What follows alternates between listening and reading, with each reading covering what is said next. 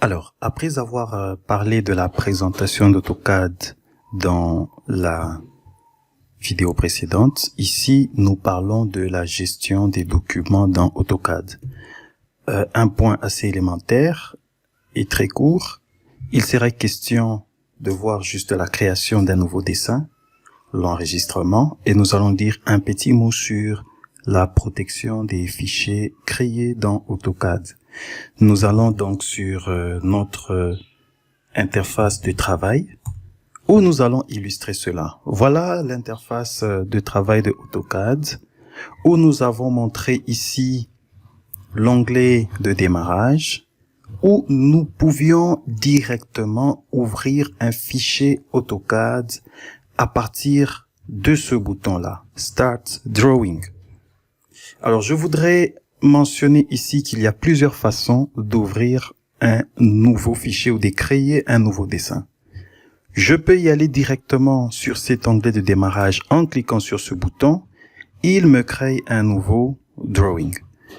Mais ce que je voudrais mentionner ici, c'est que juste en dessous de ce bouton, il y a plusieurs templates sur lesquels je peux créer un nouveau drawing.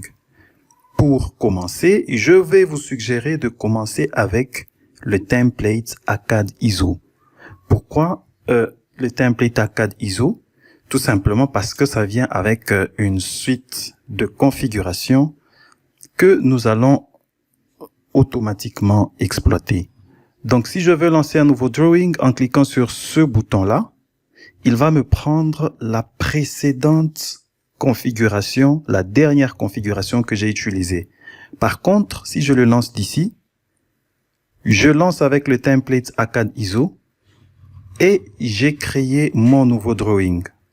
Il y a une autre façon de le faire. Je peux aller directement sur la barre d'outils accès rapide.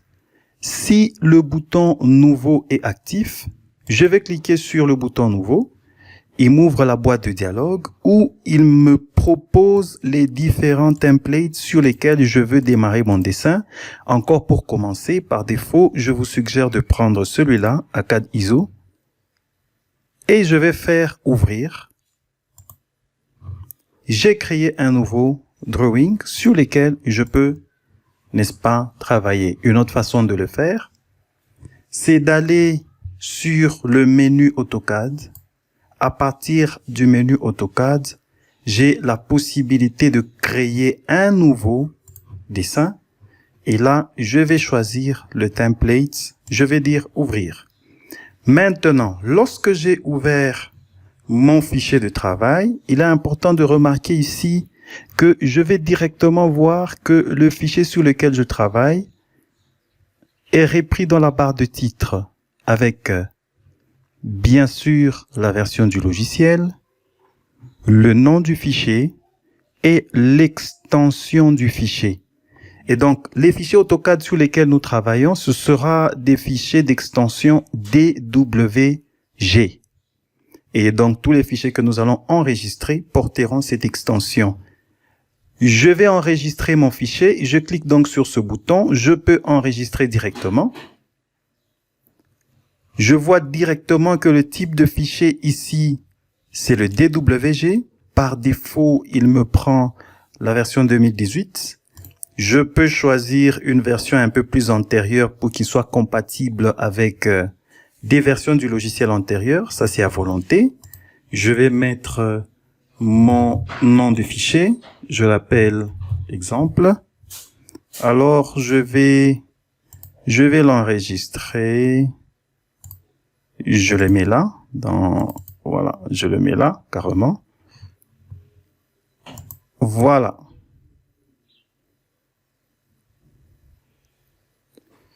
Il me dit qu'il ne peut pas enregistrer dans ce dossier.